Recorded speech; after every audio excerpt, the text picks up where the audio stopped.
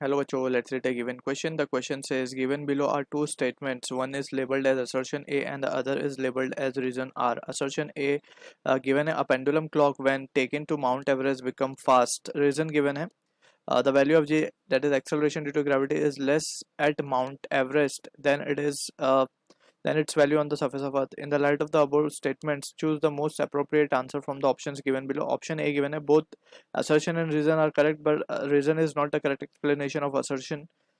Second option given है both assertion and reason are correct and reason is the correct explanation of assertion. Option third given है assertion is not correct but reason is correct. Option fourth, assertion is correct but reason is not correct.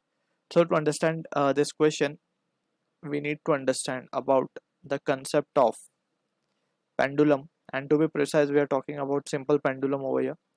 So simple pendulum, we know it is basically अगर कोई light string एक मास से Tide है, so this constitute simple pendulum, ठीक है, and it oscillate about its mean position. अब यही principle we use in clock, right? So some clock is also based on this principle, that is simple pendulum.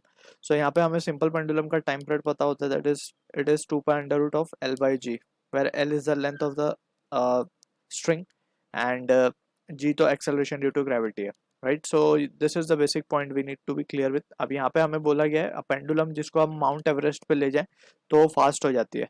तो सबसे पहले तो हमें ये समझना होगा कि जैसे हम माउंट एवरेस्ट पे जाएंगे, so at Mount Everest height will increase, right? हम अर्थ सरफेस से काफी ऊपर चले गए माउंट एवरेस्ट पे, तो हाइट क्या होगी, हाइट बढ़ जाएगी. एंड वी नो कि acceleration due to gravity at height it is given by the expression g of h is equals to g 1 minus 2h upon r. अब ये किस केस के लिए हम लेते हैं ये formula, basically when height is we can say very very less compare to radius of earth, ठीक है.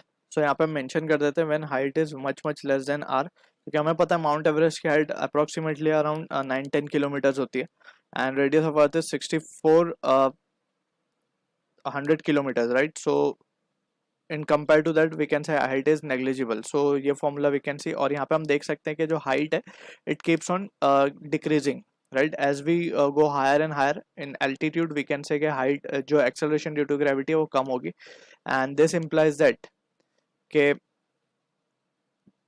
t from the, also we can see from the expression t is inversely proportional to under root g, right?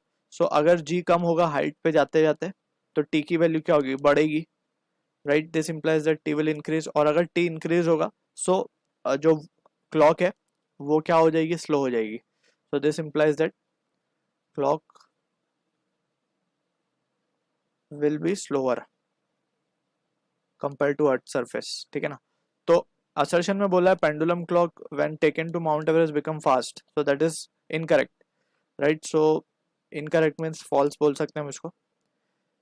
अब reason में बोला गया the value of acceleration due to gravity is less at mount Everest than its value on surface of the earth. जैसे हमने यहाँ पे discuss भी किया, acceleration due to gravity at mount Everest is less than acceleration due to gravity at Earth's surface. तो GS is acceleration due to gravity at surface of Earth and this is at Mount Everest, ठीक है ना. तो यहाँ पे reason हमारा correct है यानी ट्रू है. So we can say assertion is not correct but reason is correct. Option C हमारा आंसर है क्वेश्चन के लिए. I hope you understood the solution. All the best.